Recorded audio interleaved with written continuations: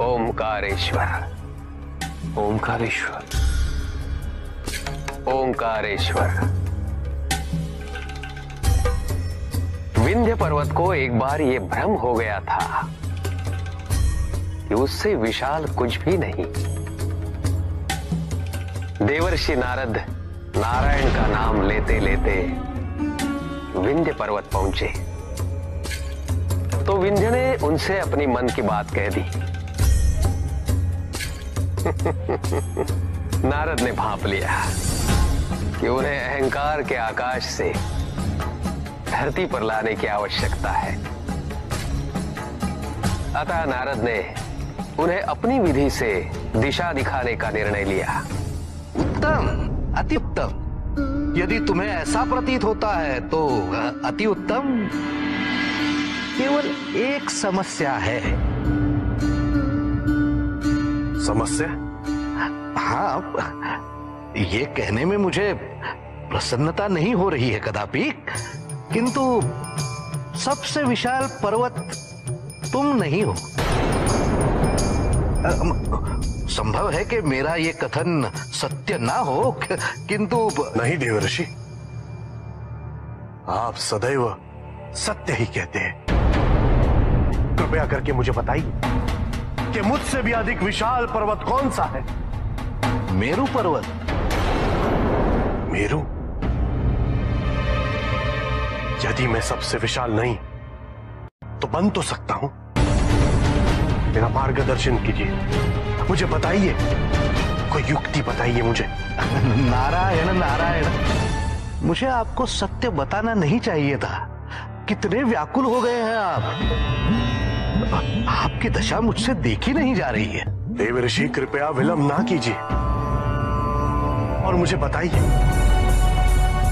इस सृष्टि का सबसे विशाल पर्वत बनने के लिए मुझे क्या करना होगा?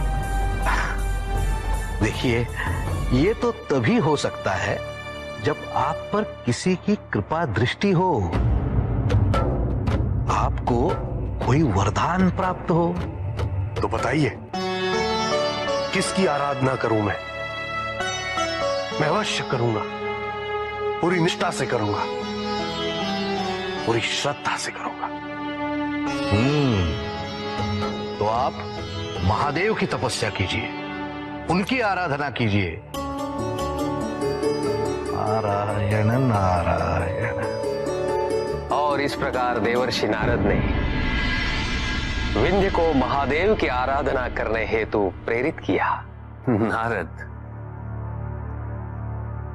विंध्य को महादेव की आराधना करने हेतु प्रेरित नहीं करता। ऐसे कैसे हो सकता था? विंध्य ने महादेव की आराधना आरंभ की। ओम नमः शिवाय, ओम नमः शिवाय। विंध्य ने महादेव की कठोर तपस्या की और महादेव प्रकट हो गए। ओम नमः शिवाय। उठो विंध्य।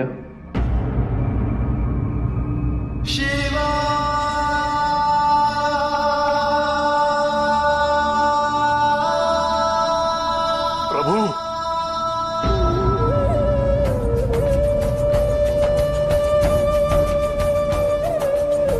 प्रभु, प्रभु, मेरी तपस्या सफल हुई ना? हाँ विंध्य, तुम्हारी तपस्या अवश्य सफल हुई। मांगो, मनवांछित वरदान मांगो। प्रभु, मैं आपकी कृपा से विशाल तो हूं, पर मैं सबसे विशाल बनना चाहता हूं। मेरी ऊंचाई किसी को भी प्राप्त ना हो, मेरा शिखर सबसे ऊंचा हो। किंतु क्यों विंध्य? तुम तो इस संसार के सबसे विशाल पर्वतों में से एक हो। यही तो प्रभु, मैं विशाल पर्वतों में से एक नहीं, सबसे विशाल बनना चाहता हूं। यदि आप मुझे ये वरदान नहीं देंगे तो कोई बात नहीं प्रभु, मैं वर्षों वर्षों तक ये तपस्या करता रहूंगा और एक न एक दिन आपको पुनः यहां आना ही होगा। उत्तम, अति उत्तम। ये हुई ना बात विंध्या।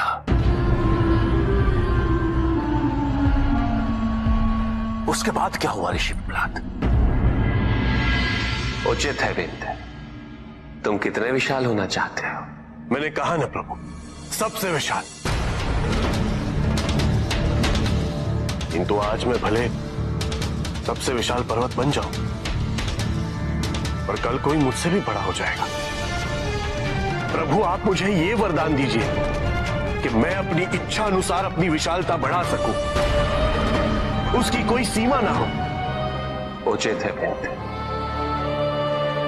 मैं तुम्हें तुम्हारा मनोवांछित वरदान अवश्य दूंगा, किंतु मेरा एक कथन स्मरण रखना। इस सृष्टि में सबके आकार का अपना महत्व होता है, अपनी उपयोगिता होती है। तुम्हें सुनिश्चित करना होगा विंध्य कि तुम्हारे किसी भी कृत्य से इस संसार के समक्ष कोई समस्या उत्पन्न ना हो। अवश्य प्रभु। इस संसार में एक पर्वत की विशालता से कोई संकट कैसे आ सकता है प्रभु? प्रभु वरदान देने में अब विलंब ना कीजिए। अवश्य विंध्य, जैसी तुम्हारी इच्छा। तथास्तु।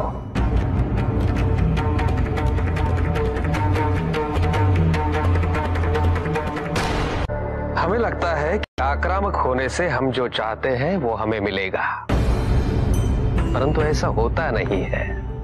अहंकारी को केवल उसका अहंकार दिखता है, सत्य नहीं।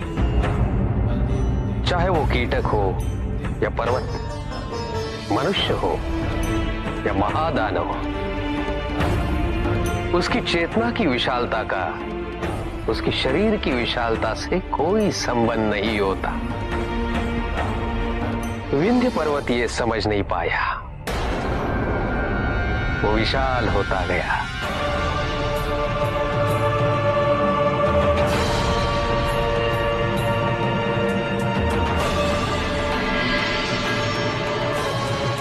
और शीघ्र ही पृथ्वी पर सबसे विशाल हो गया। किंतु उसके मन में आया कि कहीं दूसरी ओर मेरू पर्वत भी वरदान पाकर बड़ा हो गया तो? फिर वो और विशाल होता चला गया।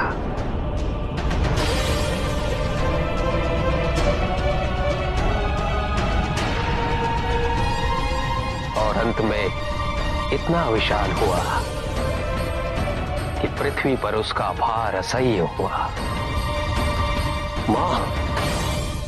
मां पर फिर मां ने क्या किया? केवल पृथ्वी देवी ही नहीं, अपितु इंद्र आदि देवता भी महादेव के पास पहुंच गए। प्रभु, विंध्य ने इतना विशाल रूप धारण कर लिया है कि उसके भार को सहन कर पाना हमारे लिए संभव नहीं हो पा रहा है। प्रभु, शीघ्र विंध्य के लिए पृथ्वी पर कोई स्थान नहीं रहेगा।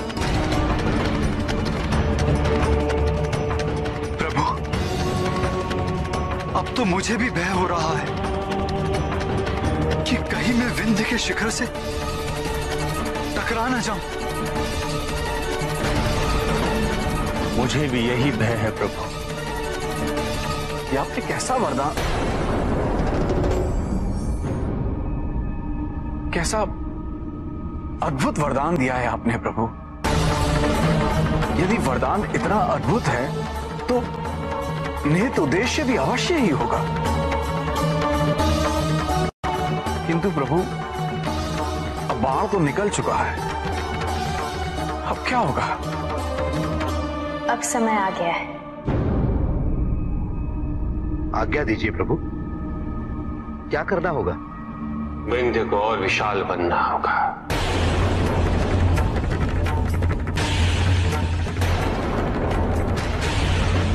किंतु देवराज, जो बाण निकल चुका है उसे वापस खींचा नहीं जा सकता,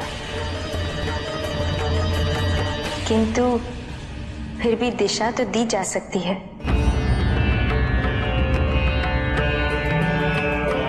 नारायण नारायण।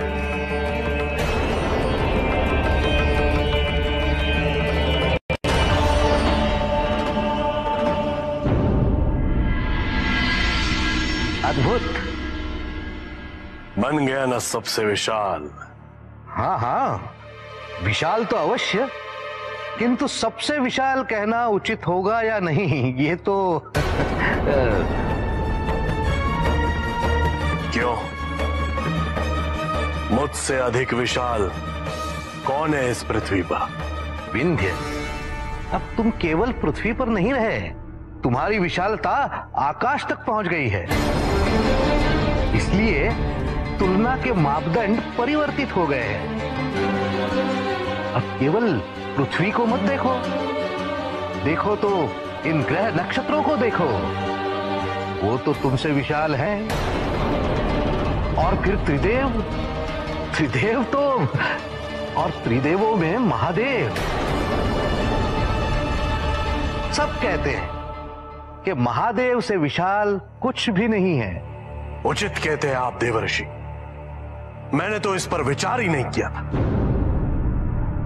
मुझे सबसे बड़ा होना है, महादेव से भी विशाल।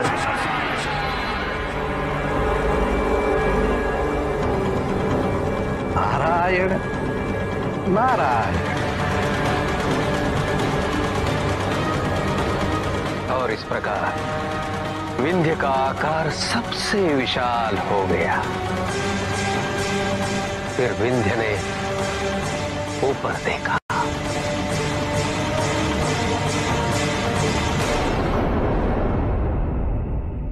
मुझसे भी ऊपर ये क्या दिख रहा है?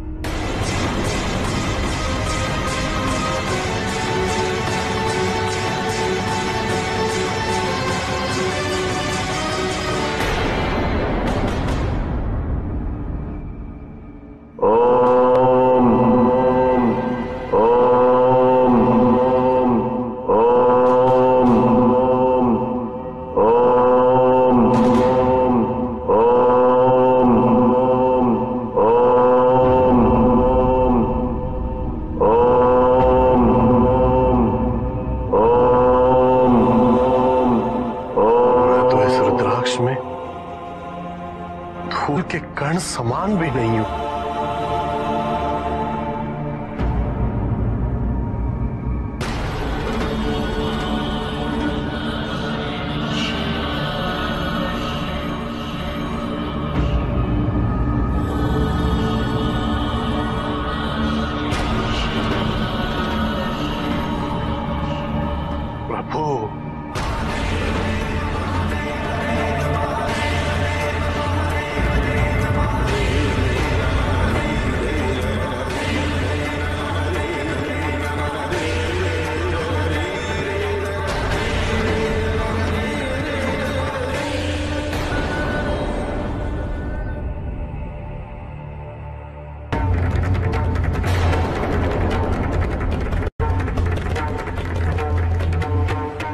संभव कैसे है ऋषि पिपलाद? तुम ये कहना चाह रहे हो कि समस्त सृष्टि महादेव के रुद्राक्ष के अंदर है?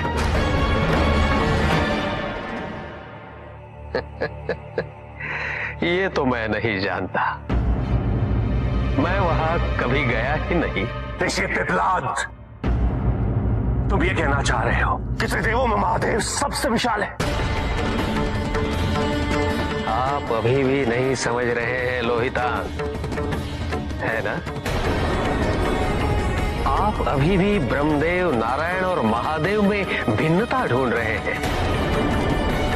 विंध्य ने वही देखा जो उसे उस समय देखना आवश्यक था। लोहिता, एक और आप कह रहे हैं कि आप त्रिदेवों की पारस्परिक निर्भरता को समझ रहे हैं, परंतु क्या आप उसके अर्थ को भी समझते हैं? जिस क्षण आपको ये अर्थ ज्ञात हो जाएगा, उसी क्षण आप ये समझ जाएंगे कि विंध्य को ब्रह्मदेव, नारायण या महादेव में से कोई भी दिख सकता था।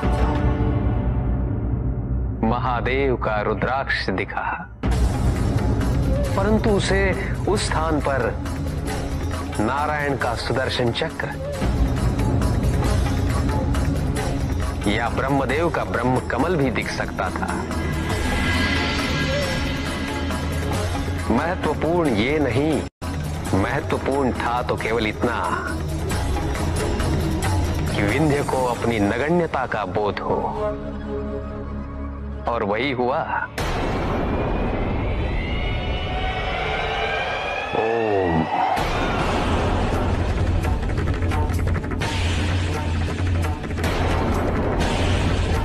प्रभु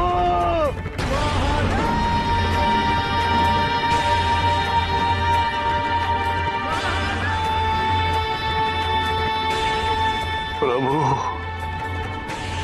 मुझे क्षमा कर दीजिए प्रभु, मुझे अपनी मूर्खता का बोध हो गया, मुझे ज्ञात हो गया प्रभु, मैं अहंकार में अंधा हो गया था। मुझसे ये वरदान वापस ले लीजिए प्रभु, वापस ले लीजिए प्रभु।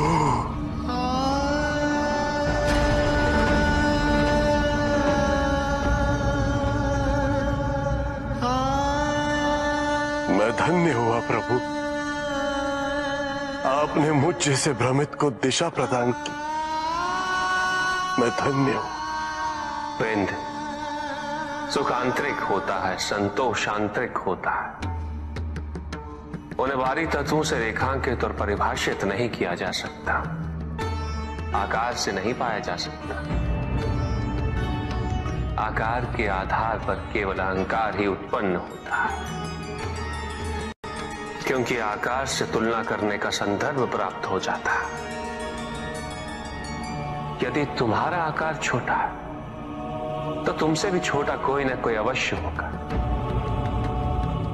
और यदि उसी प्रकार तुम विशाल हो तो तुमसे भी विशाल इस संसार में कोई ना कोई अवश्य होगा। इसीलिए शरीर या आकार की तुलना करना कभी भी शाश्वत सुख का आधार नहीं बन सकता, संतोष का आधार नहीं बन सकता। मैं पथभ्रष्ट हो गया था प्रभु, केवल अब सत्य जान रहा हूं। प्रभु ऐसी दिशा दिखाइए कि पुनः कभी मैं भ्रमित ना हूं। क्या यह संभव है प्रभु? तुम्हारे प्रश्न का उत्तर है ओम।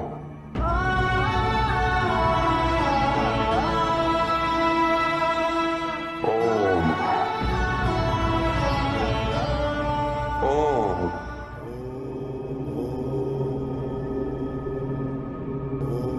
ये क्या था प्रभु?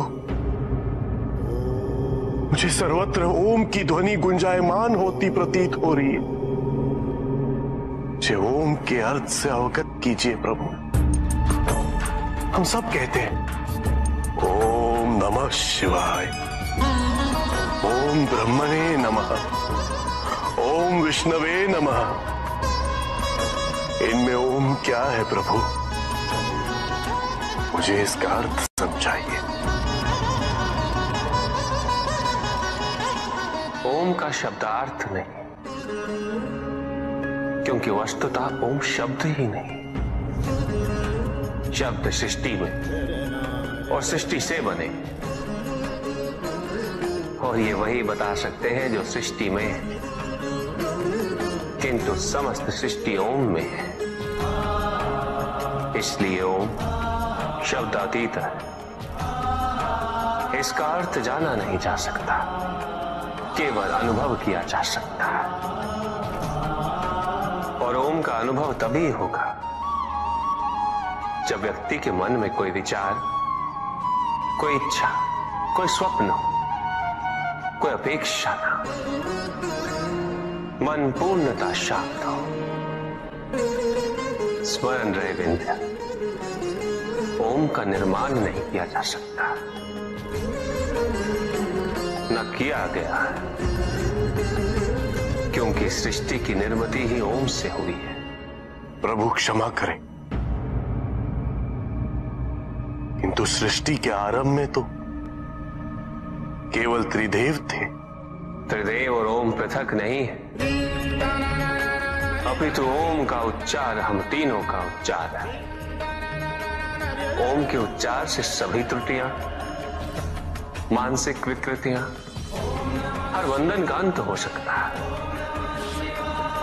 इसलिए हम तीनों से पूर्व ओम का उच्चार किया जाता है। सच्चे मन और एकाग्रता से यदि ओम का उच्चार किया जाए तो हम तीनों की अनुभूति एक साथ एक स्थान पर हो सकती है।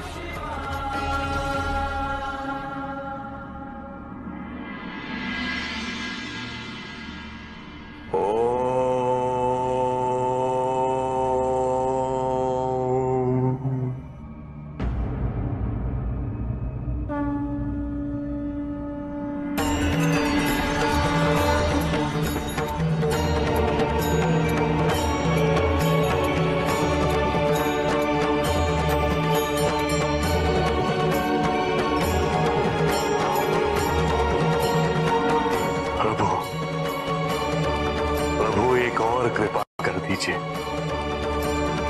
मेरी प्रार्थना है कि आप यहां एक शिवलिंग स्थापन करें और सदैव यहां उपस्थित रहें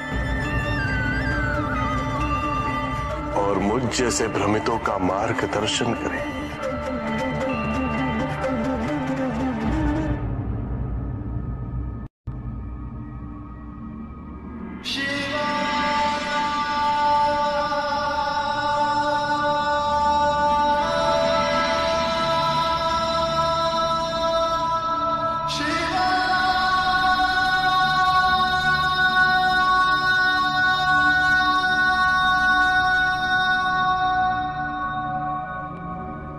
इस लिंग को ओंकारेश्वर के नाम से जाना जाएगा।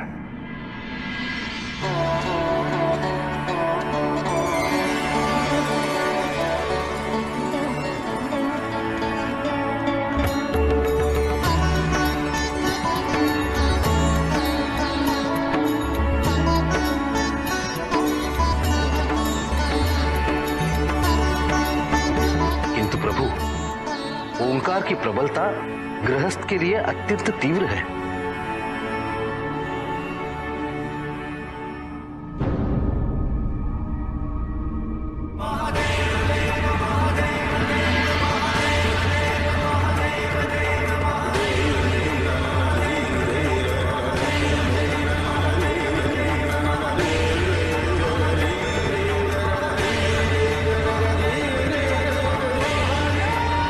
लिंग से प्रकट हुए इस लिंग को अमलेश्वर के नाम से जाना जाएगा और ये दोनों एक दूसरे को संतुलित रखेंगे और जो भी यहां आएंगे उनकी ऊर्जाएं भी इन दोनों लिंगों के दर्शन से संतुलित होंगी।